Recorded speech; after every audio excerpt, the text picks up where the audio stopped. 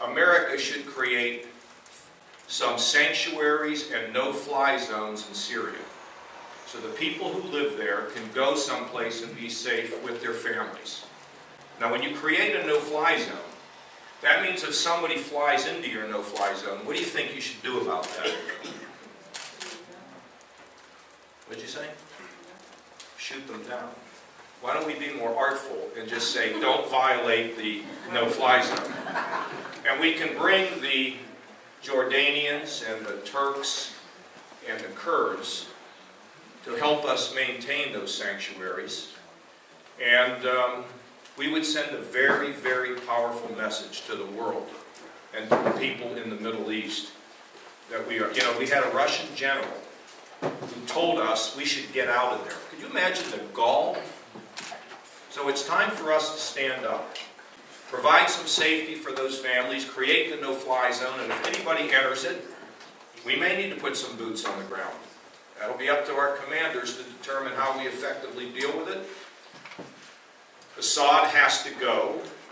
Iran and Russia want him to stay. That's unacceptable. And I think we'll give some life to people in the Middle East who say, America, they used to really matter. And now we need to matter again. And I wanted you to know that. I just, this morning, got endorsed by Senator Gordon Humphrey. And yeah, that was a big one. Gordon's something else. He was at 15 of my 17 town hall meetings before he decided he'd like me. Okay? No, but it's been really good. So, what do you want to know?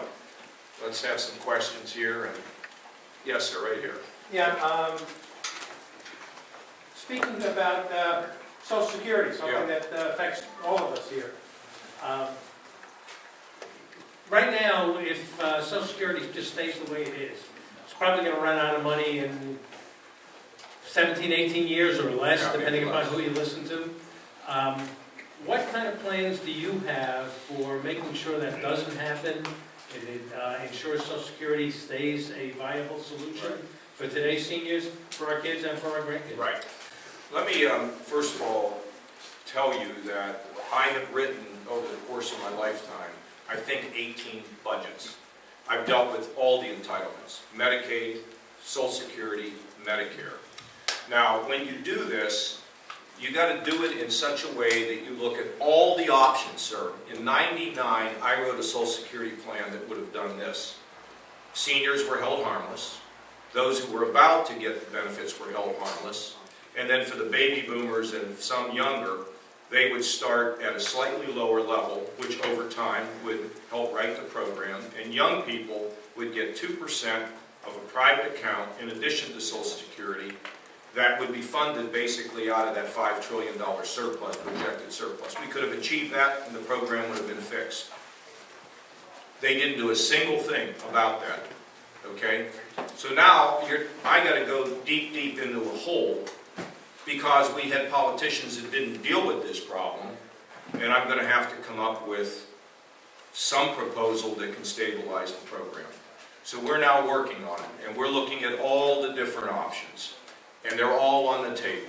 And over the course of the next couple of weeks, I'll be more specific, and then it will lead to more specificity, I would believe, as we get farther down the line. Social Security has to be preserved, but what is the best way to do it where you and you and you say that's a reasonable proposal, and something that can get some Democrats to support.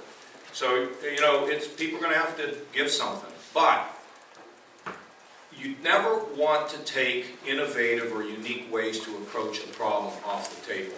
I'm going to talk to you about my recent dealings with entitlement, Medicaid. Medicaid in my state was growing at 10% when I came in. In my second budget, it grew at 2.5% without one benefit being cut or one person being taken off the rolls.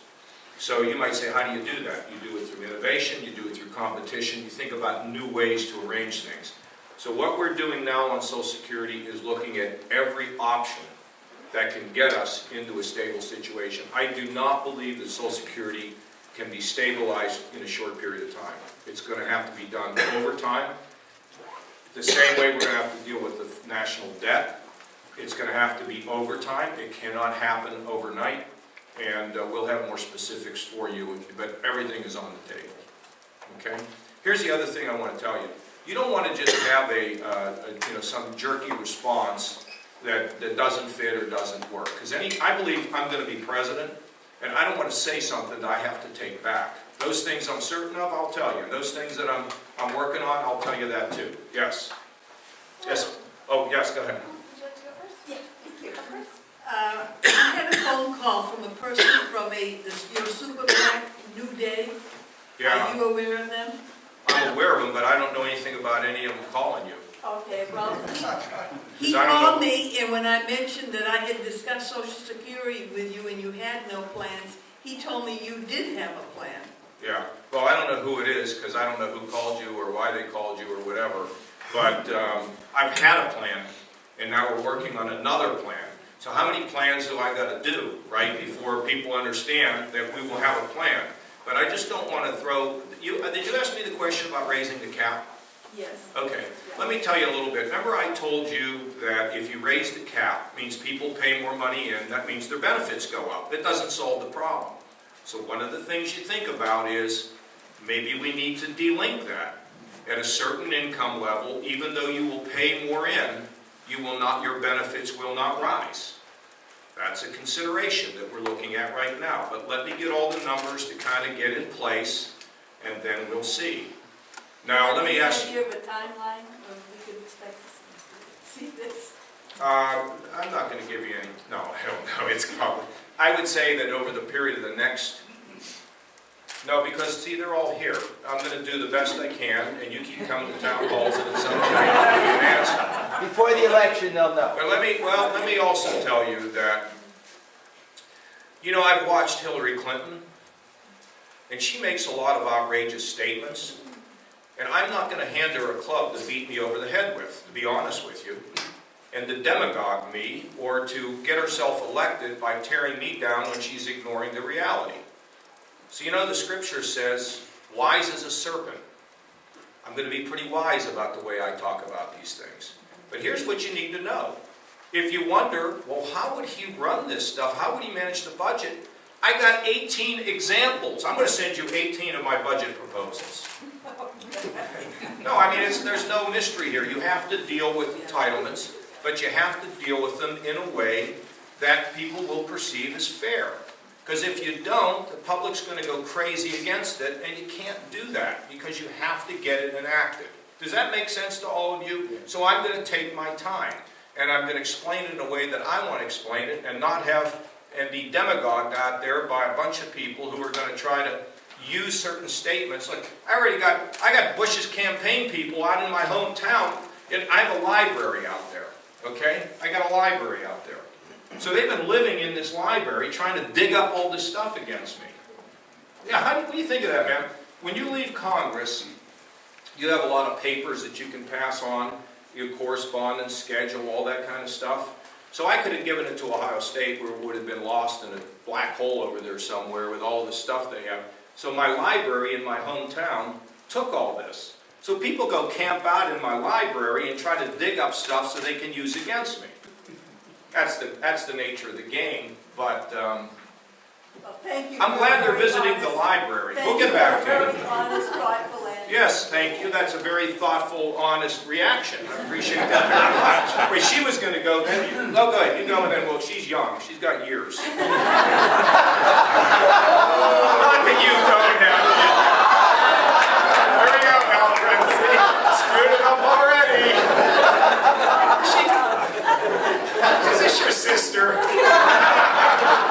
How's that for recovery, huh?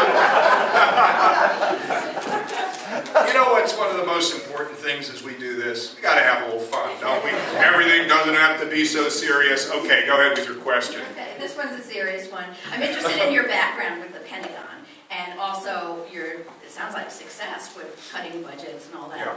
So, and given the ISIS thing, what would you do to make sure that we're supporting our military and the Pentagon, it said, but we're not going to increase taxes? Yeah, is this a staged question? Did somebody tell you to ask this question? No, why? Does Okay, it sound like it? well, it's a great question because I believe we should turn the Pentagon into a triangle. Okay? let me explain what goes on. Do you know how much waste there is in there? Do you have any idea how much bureaucracy, red tape, delay? Nobody's in charge of anything. When I first went to Congress, you're too young to remember this, but you may not remember this, seriously, but some folks here, you remember the screwdrivers and the hammers that cost all that money? I was one of the people that found it. So I became a defense reformer. And I learned a lot about the workings of the Pentagon. I learned about the ways in which they would tell you one thing where it wasn't true. I mean, I'm a very strong supporter of defense.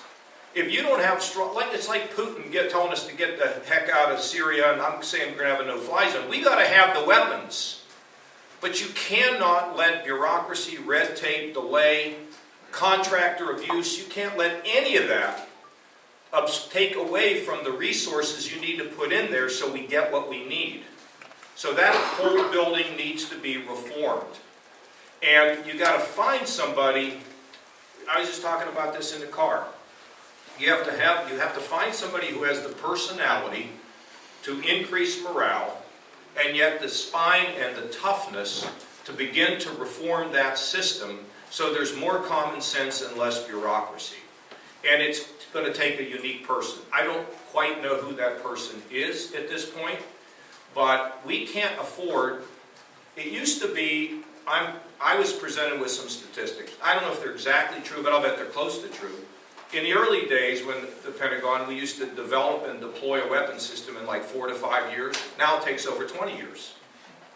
Except when we needed the IEDs. I pointed out at the last place I was, these are the roadside bombs, and we didn't have vehicles to protect our soldiers.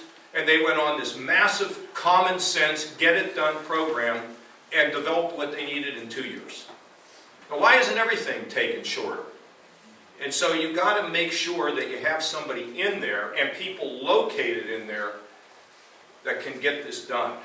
And but you got to rebuild, because you can't have secondary weapon systems. You've got to have great military strength. And it's a very tough problem. Do I think it can be solved? Partially, but it ain't easy. These things are not easy. Look. People come out and they pontificate and they make you all these promises, okay? I know how it works there. I know what the challenge is. I know how hard it is to get Democrats to vote with you as a Republican. I know how hard it is to shift power, money, and influence out of that town, because there are so many people in that town who make money off of keeping things exactly the way they are. It's unbelievable how they will fight you. But good team, strong resolve, good plan, good programs, and don't care about politics, we can do it. That's frankly why I'm running for president, because I know how to do these things, okay? And, but you can't be like Uncle Joe. Yeah, we'll take care of you, Uncle Joe. Uncle Joe, sorry, no. And that's what you have to do. Does that answer your question? Management, managers, get rid of all these bureaucracy. You know what somebody told me last night? Would you hold this microphone for me? Somebody told me last night, and this may be true, that government itself was set up to interface with business.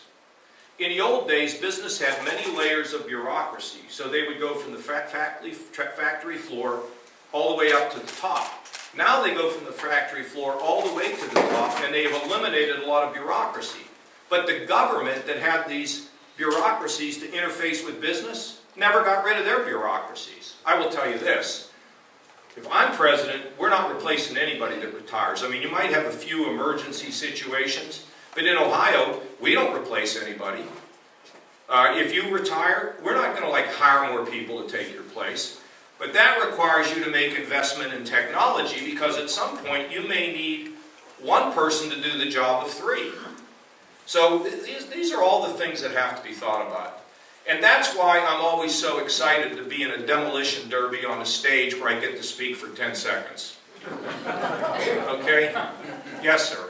But this forum is the thing that works. Yes, sir. Oh, wait, right here, right here. We've got to go right here. Yes, to this mere child. Thank you very much. So, as you may know, nuclear weapons weapons spending is at an all-time high. Did you ask me this question one other time? No. Okay, you got a team that asked this. This is good. Go ahead. Yeah. So as a young person, as you so definitely pointed out, as well as a Global Zero activist, I must say I'm concerned about this spending on outdated weapons that don't address modern-day security threats like terrorism or cyber attacks. Yeah. So I'd like to know, as president, what steps you will take to eliminate nuclear weapons. I wouldn't be going to eliminate nuclear weapons. In fact, I would make sure that we had a prepared and modernized nuclear fleet. I would want to do that. We don't want to just, I don't believe that I kind of think of it as the Second Amendment. If the good people disarm, the bad people still have the guns. If we get rid of nuclear weapons, I don't trust what the rest of the world is going to do with those. And I think that nuclear weapons can offer us a sort of deterrence against traditional regimes. Now, when it comes to the new kind of military that we need, mobile, lethal, special forces, better security, cyber security, you're right on target.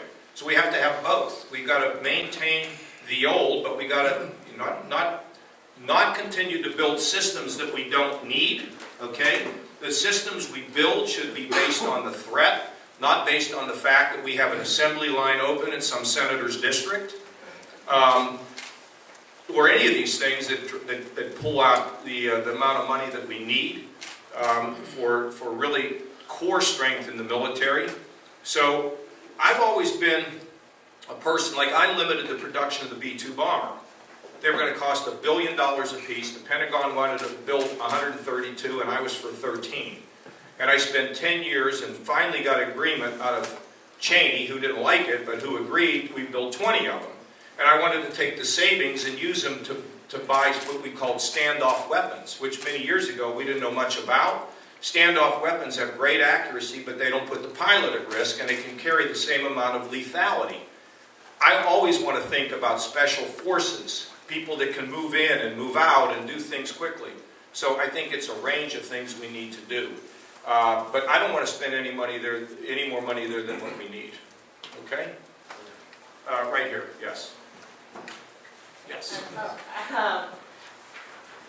I was really interested in what you were saying just before about how important and how hard it is to move, to get power out of Washington when there's so much money involved. I was wondering, what's your plan to limit the influence of special interest money and lift up the voices of ordinary people? Well, you know, look, again, this is not like a mystery here, okay? I was a state senator. I wrote a budget then. My colleagues didn't like it. I went to Congress. I fought for Pentagon reform. Do you know, guess how many friends I made when I limited the production of the B-2 bomber? Well, I mean, think about how they build an airplane. They put the windshield wipers in one state. They put the tires in another state. They put the engines in another state. You cannot be an effective public servant when you have anybody, your friends or special interests, who tell you how to do your job. Now, if that's what you're going to do, why do you think I'd be doing this? To get elected to this job? I mean, I don't need to do this. So why would I try to rent myself out for anybody else? Now, if you got a legitimate point, I'll listen to it. But if your point is not legitimate, I'm sorry. Because you can't manage anything like that. So I really don't care who gives money. You know, I do care a little bit about people that walk door to door for me, but they normally don't ask for very much. I mean, they may ask me about the Common Core, and I'll say, look, I want high standards and local control. And they're like, well, what John, you know, and then I'll give them an answer. And if they are right on something, I'll change. But I'm not going to be bullied because somebody gives me something. I've never been that way in my entire lifetime, and I'm certainly not starting now, okay? Does that answer your question? You have to look at my record. I have more lobbyists mad at me than you can shake a finger at. And one time I went after corporate welfare reform. And the Business Roundtable in Washington invited me to their dinner so I could present what it was I wanted to take away from them. So I got up to speak and I said, just think about this. If I hadn't introduced this bill to cut a bunch of your programs, I'd be serving the dinner, not eating a dinner, okay? It's just the way it goes. Yes, sir. And notwithstanding the political quandary that's like the entire Middle East, and looking at the humanitarian crisis that we have in Syria now, Yeah. how do you propose, I mean, I like the virtues of the no-fly zone. It just seems like one piece of a puzzle in Syria, but how do you disentangle and decode all of the alliances and all of the factions that are working in Syria now, not just us and not just Russia and not possibly China, but also ISIS? How do you take that all apart and put it back together again so we can save some of these people in Syria? Well, look, I think it starts with a very positive step. And I think what I'm suggesting here is sanctuaries for people to go, and involving the Kurds, who are a very important part of the puzzle that affects Iraq, Turkey, Syria. I believe they need to be engaged, and they need to have some unity without becoming a separate state, because that's going to cause a problem with Turkey. I don't want a Shia crescent that extends from Iran all the way across. I think there are ways to have people settle in areas that block the ability to have a Shia crescent. I think you need to look at where these different groups, where the Alawites going to be, where the Sunnis going to be. You know, going through all this, I actually sound like I know what I'm talking about, don't I? And, you know, in Iraq, people ask the question, there's no way I would have gone to Iraq if I didn't think Saddam had nuclear weapons. That would put us in the middle of a civil war. And I'm going to just tell you, I've been saying it for years, Iraq's going to break up into three parts: Shia, Sunni, and Kurds. I mean, that's what's going to happen. And by the way, there's no magic to the borders of Iraq. It was put together after World War I. A bunch of Westerners slapping stuff together. That's why it's not working very well. But to me, an action like this sends a very powerful message to the Jordanians, to the Kurds. It sends a message to Iran. It sends a message to Russia. It sends a message to the people in Syria. It sends a message to the fact that we're not going to blink. Assad has to go. It sends a message to Israel, which breathe a sigh of relief and say, you mean America's actually involved? And look, I give the Saudis and some of the other folks in the Gulf who are now in Yemen, they're beginning to defeat those Houthis. I think it's leadership. It's not simple, sir. But we got to realize who our allies are. They're the Gulf, they're Saudis, they're the Jordanians, they're the Egyptians. We have to give them support. We can't have them have exactly the kind of government we have. This nonsense of they're all going to be Democrats is nonsense. But I think with the Saudis, we should stop coddling them. You know, they take money and they support all these radical clerics out there. Stop holding the prince's hand. We don't have to do it in front of cameras, but we got to make it clear to them. This is not acceptable any longer, spreading radicalism. Because, you know, the Saudis in the early formation of their country made a deal with the devil. The deal has to end. And, you know, with Israel, we're very clear. They're our ally. We're not going to let their security be threatened. With Iran, you know, I think it's a terrible nuclear deal. But my view has been that, first of all, I wanted the Senate to blow up the filibuster and have a vote on it. But if they're not going to do it, and this agreement is in place, we need to monitor it. We need to tell our allies, look, they start cheating, we put the sanctions back on and crush them.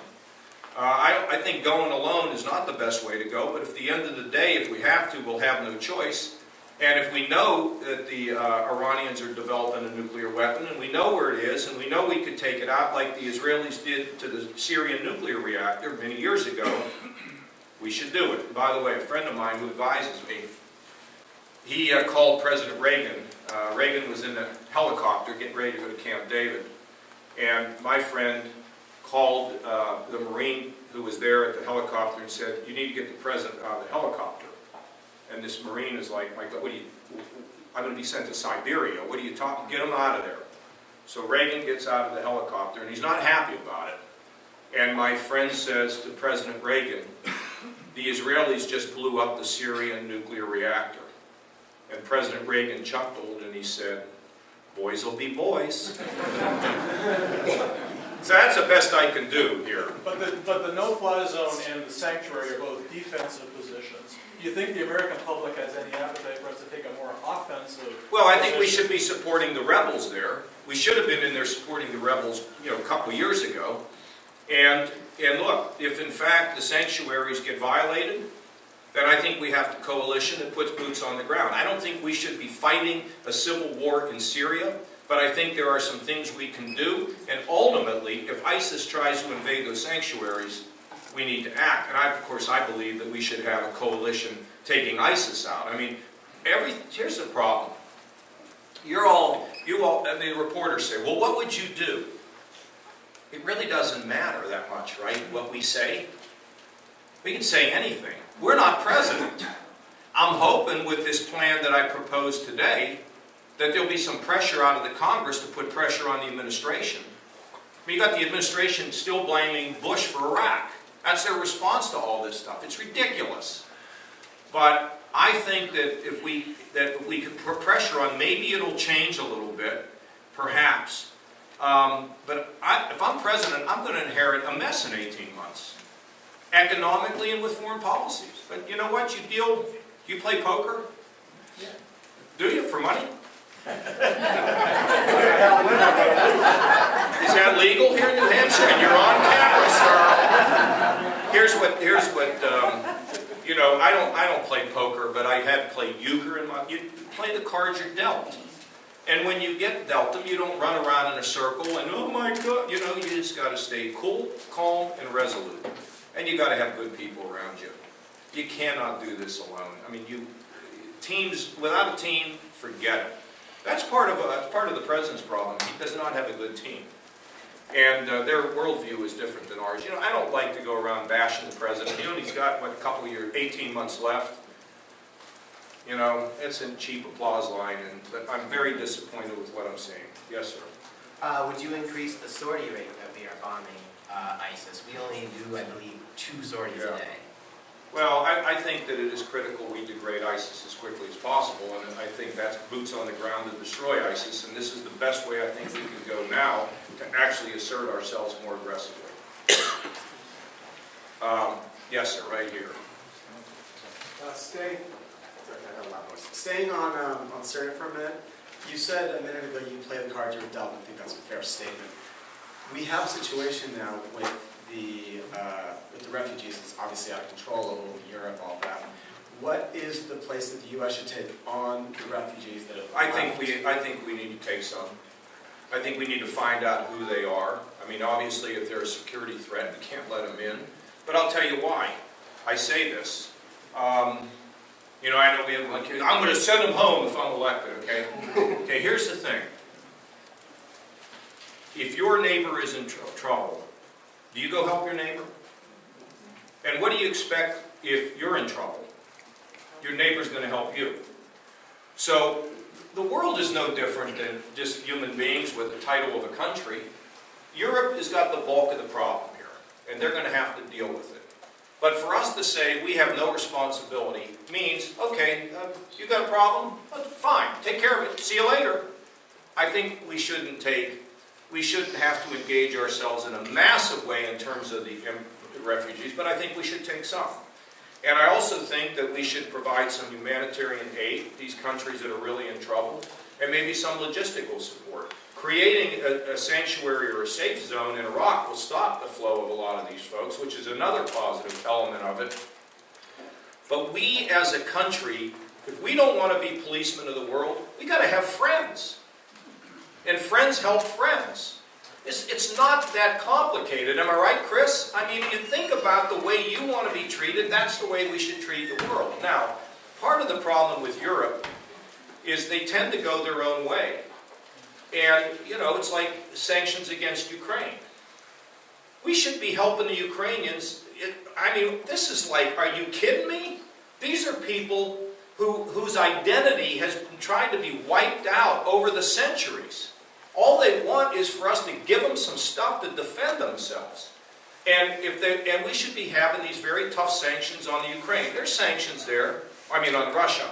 There's sanctions there, and I read today that the French are saying, we're not going to let them get away with anything in the Ukraine because the Russians are now in Syria. You know, that's a good statement, but we need to be together. We're Western civilization. ISIS wants to destroy. They want to destroy us. Ma'am, can you believe that? What these people do? Do you ever even follow it? It's amazing, isn't it? cutting people's heads off and raping little girls, and they have to be destroyed. You can't negotiate with these people. They have to be destroyed. And what I'm suggesting, I believe, is the most positive first step that we can take that can be real, and we'll see what the reaction is to it, because I think it's getting a lot of attention. Right here. On the Armed Services Committee, you were known as a cheap hawk. How'd you know that? It's on your website. I thought maybe you were in the library with the Bush people. President Obama has proposed... Come on, Jim. You got better things to do than investigate me. Go ahead. President Obama has proposed a... Or then again, maybe you don't. Go ahead. President Obama has proposed a $1 trillion upgrade of our nuclear arsenal. Do you support that? Yes, And if I you do. I don't know exactly what is that consistent with being a cheap hawk? Yeah, I mean, a cheap hawk just means that you get rid of stuff that you really don't need that's vital to meeting the threat. But what we don't want to do is to get ourselves in a position where we're too weak to be able to carry out our responsibility. You know, here's the thing. Maybe we don't like this, but we're born in the United States of America. Who in the world, and we're seeing what we're happening when we're taking second place. We're not even second place. What happens? Chaos. Bad people getting into a position. You know what? I'm an American, and I think America has a role in the world. I think we are a shining light to the world. Human rights, economic progress and freedom, we count and we matter. And I just tell you, you know, when the Pope was coming here, everybody's like, well, what's the Pope going to do? Did you hear what the Pope said? God bless America. God bless the freedom in America. So we have to lead. And I'm not going to get ourselves in a position, whether it's debt, whether it's defense spending, where we're weak. It's just not going to happen if I'm there, because I don't think we have any choice. We know what happens when powers or when people stay silent. On my grounds in my capital, we have a Holocaust memorial. 6 million people taken out and slaughtered. I don't want that to happen again. I don't want us to just cast a ball. I'm going on too long. You got my point. Yes, sir. You in the back, young man. Do you know this young lady?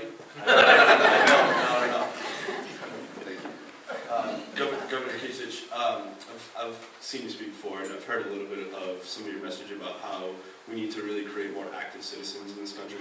I definitely agree, and I think one way to do that is through service. I think service really brings our communities together, brings our country together, brings us a common shared purpose, sense of purpose.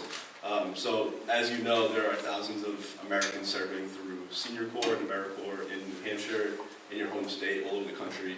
You know, Senior Corps for Americans 55 and older, AmeriCorps for Americans of all different backgrounds serving. That's a voluntary thing. Yep. If you were elected, would you support national service, and would you expand opportunities? You know, I'm not so sure that I would compel, but here's what I would tell you. One of the things we're thinking about is, if, for example, if you've rung up a lot of college debt, maybe there's a way in which you can have some of that debt forgiven if you're willing to do some real things to help rebuild our communities. I haven't fleshed all that out yet, but I kind of like that concept. You wouldn't get rid of all of the debt. And by the way, for our college debt, college presidents need to start managing their institutions. Why do you think these costs go up? You know, the number one, I'm not blaming all college presidents. My great friend Gordon D., I mean, he's a reformer. Do you know what you want, if you're a college president today, you know what you want to be tomorrow? College president, exactly. But it's time for them to begin controlling these costs. Now, back to what you're talking about. Maybe you're right. You know what I like to think? Let's go back to the Pope for a second. Or let's go back to the way I look at things. The Lord has made everybody special. We have an obligation to improve the world. Each and every one of us. We have to be a center of justice and healing. What does that mean? Okay? Well, that may mean we have a friend who was out on a bike and somebody ran into her, she flipped over the handlebars, she broke her leg, her shoulder, and all this other stuff. So my wife, who by the way is a great cook, takes food to them on a regular basis. They really appreciate it. Is she healing the world? Absolutely, sure healing their world. Somebody who wants to go and tutor kids. I mean, we have an obligation to do something bigger than ourselves, and our seniors, they're the most untapped resource we have. So let me tell you what we're doing in Ohio with our seniors. In Youngstown, Ohio, if you're a senior citizen and you volunteer 100 hours in these 3 areas that Youngstown needs, we'll give you 3 free credit hours to go to a community college or the university there. And maybe you don't want to go, but you can take the 3 credit hours and give it to your grandson, your granddaughter, or a kid who lives down the street. We're trying to jumpstart involvement. We're jumpstarting them with Start Talking, where we're taking people into the schools to fight the drug problem. We have mentoring programs now. We're jumpstarting in our communities. My only concern about compelling is, why should we compel? Why shouldn't we try to build a fire under citizens to realize whatever you can do, do it? You see what I'm saying? Yeah. But I'm not close to what you're saying. I'm not close to it. I have to just think about it. Yeah, it's just. Because that's a pretty big, bold statement to say I'm going to compel people into national service. It's just the opportunities out there and people do want to serve. Well, and maybe I'll think about it. Chris was, my dear friend, was in the Peace Corps. If you provide the opportunities, they'll come. And you don't have to force them. Well, I think that's a good point, Chris. That's right. Because people, we all feel, and everybody doesn't do the same thing, right? Everybody can't be in a soup kitchen. Everybody's not called to do that. Everybody's not called to deal with the drug addicted. But we're all called to do something that we're comfortable with, I think, right? And that's what makes America great. Folks, let's face facts. We elect the president. Okay, great, great, great. It's us that run the country. It's not the president or the rich people it's us. It's the community people who root day and night for the Red Sox. Keep rooting. Remember the best thing about baseball? Wait till next year, right? Yes, right back here. There's a very vocal group within the Republican Party that are doing everything they can to steer it in one direction. Specifically, It's a new good band, One Direction. driving Speaker Boehner out of office. Do you feel you could work with these people? They're giving the Republican Party a very, very single-mindedness, and I think they're taking away votes for us. First of all, had John Boehner wanted to keep doing this, he would have won. He just, at some point, you keep getting beaten over the head. At some point, you say, okay, I've had enough. I would say the 2 happiest people in America today are, 1, John Boehner, and much happier than John is his sister. His wife, believe me. Debbie Boehner, is thrilled that he's done with this stuff. That's why my wife was so happy when I told her I was running for governor, and she was more thrilled when I told her I was running for president. So what I would say is, I face those factions in my own state, but with leadership, you can by and large overcome them. You really can. But the leadership has to sort of be developed throughout. And how do you do that? You spend time with people. You really spend time. Let me tell you one of the things we have to think about. You brought up campaign finance reform. We need to think about redistricting reform. Because what they do is they carve these districts up where you never have a challenge from the other party. Your only challenge is inside the party. So you keep being forced to take more and more extremist views. So then we get farther and farther polarized. But that's a state-by-state issue. And I'm going to start talking about it in Ohio because we need more competitive districts. So people have to be more attuned to all of their constituents, not just one little aspect of their constituents. And then it's going to be hard, ma'am. It's not going to be easy. But in Ohio, I've taken a lot of controversial positions. Gordon Humphrey will tell you I've shaken the system up. But over time, we get about 90% of what we want, and we get a good vote. But it takes a lot of work. When I became governor, my hair was dark. How's it looking now? It's actually looking pretty good, thank you very much. Do I look like I've aged a lot? Good again, okay. All right, what we got, a couple more? Yes, sir, right there. Oh, yes. Yes. Yeah, so I actually used to live by the border of Ohio, so thank you for the cheap fireworks, I guess. You used to live where? In Pittsburgh. So In Pittsburgh. Ohio's right there, Canonsburg. But yeah, so I want to ask you. So my family, a lot of them have been in unions, and they've enjoyed the benefits they've gotten. There's been some issues where, obviously, money goes to candidates they don't always support. There's been some issues with some privacy protection, things like that. So there's a bill that's been going around the Employee Rights Act to give some extra protection to the employees. So I don't know if the president, you would endorse that kind of thing. I don't know exactly what the details are. Here's what I see with organized labor, and let me talk about it in my state. In my state, we have Peace in the Valley.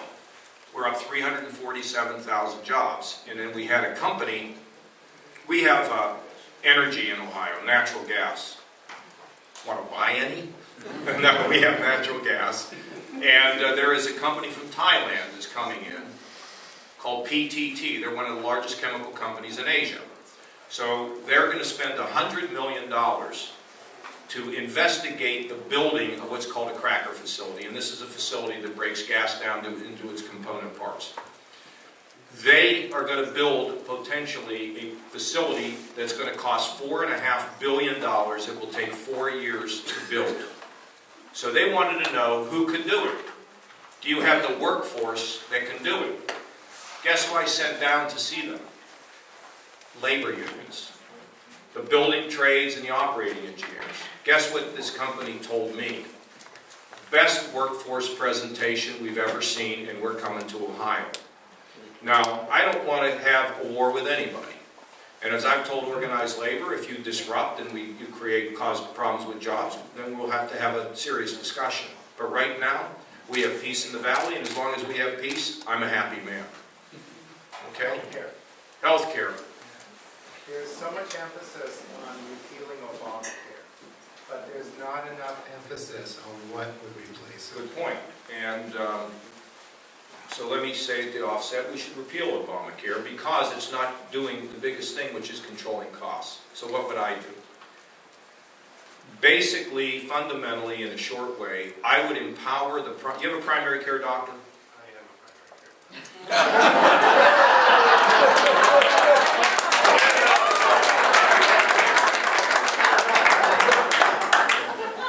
Well, we don't know if he's worth squat as a primary care. Clapping for him. Is that your wife? He's my primary care doctor. Yeah. I actually do urgent care. What, did you get her in a weak moment? A pretty woman. Okay, here's the situation. See, he is your primary care doctor. I got a primary care doctor that's sort of like him. He's very, very close to me. And we play golf together. His wife is, we're just all friends, the family. So he's my primary care doctor, and I call him. In fact, he came on a trip with me to New Hampshire, and when the trip was over, he said, "I'm exhausted. How do you do this?" He will tell me what I need. He examines me, and his goal is to keep me healthy. He talks to me about exercise. He talks to me about how many glasses of wine I can have a day. He talks to me about vitamins. In fact, I'm going to play golf with him. Maybe on Sunday he's going to give me a flu shot. And he's going to take my blood pressure. He doesn't know that yet. And he does these things. That's the way primary care doctors ought to be. That's probably the way you are. So, to me, instead of you getting nothing, we should be incentivizing you to be able to guide people through the system, keep them healthy at lower prices, and you should be rewarded for it. So I believe we need to raise the status and the value and income level of our primary care doctors.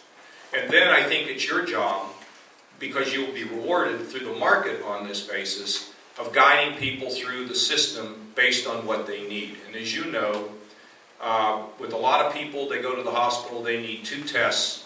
How many do they get? 10, right? Okay, well, you should be in charge of that.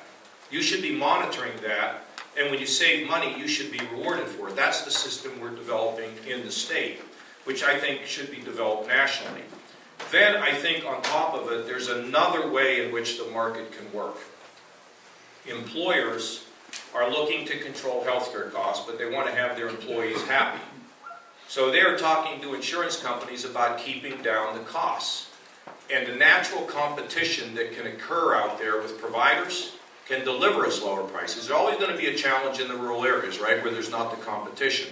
But by and large in the country, you can have a much more competitive position. So now what we're doing, we are going to release all of the statistics on hospital readmissions, infection rates. We're going to become transparent on the entire healthcare system so we can see what's happening. And then there's another element of this that they're beginning to employ because insurance companies want to be hired, they want to keep the rates down, but yet they want employees happy. In Columbus, the Children's Hospital has created a protocol to keep children out of the hospital who have asthma.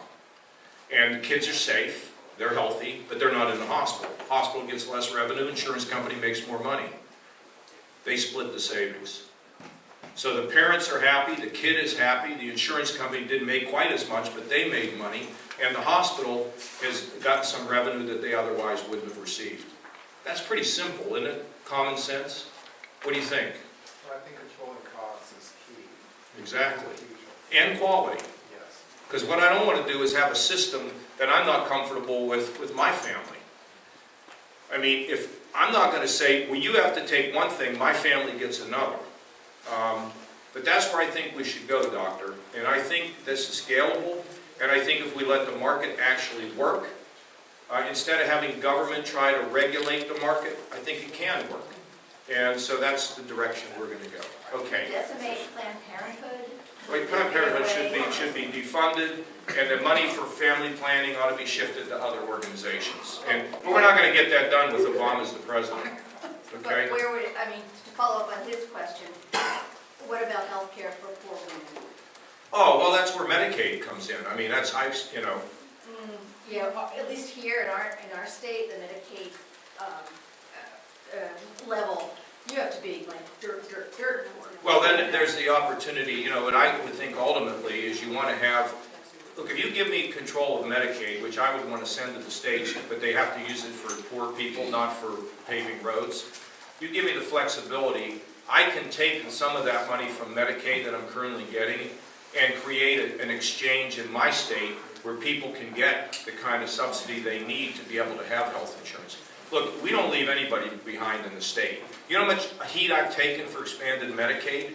I mean, Gordon Humphrey, who's here, has to defend me because I expanded Medicaid. Why did I do it? Because it makes more sense to have working poor women getting care than having to spend their time in the emergency room where they cost us all more money anyway, right? And I would rather have the mentally ill and the drug addicted getting on their feet and working, so instead of my having to pay $22,500 a year to put them in prison, I not only don't have them in prison, they're working and they're paying money. Okay, last one. Right here, sir. We're told that a lot of medical care, admissions to hospitals and tests, physicians don't want. Perhaps a third of all expenditures. Physicians order these things to cover themselves in case they make mistakes. Yeah, we definitely need tort reform. Tort reform. There's no question. Yeah, with so many lawyers in the legislature. Well, we've done it in Ohio. We have tort reform. It should be state by state. If there's a way to, you know, look at this thing nationally, that's fine. But each of the states have to confront it, and you've got legislators here. Now, here's the thing: when you shift power out of Washington and put it in the hands of local people, then you got to grab them. Because if you want to go to Washington and grab somebody, you can't even get in the building. That doesn't mean when we shift power here, everything's hunky-dory. But your legislature ought to be passing it. And if they're not, put it on the ballot. You know, we fixed it in Ohio, and Ohio is like, look, this is a big-time state. We're the 7th largest state. We're diverse, we're complicated. You know, we did it because doctors were going crazy. Now, part of it is right when it comes to the issue of being sued.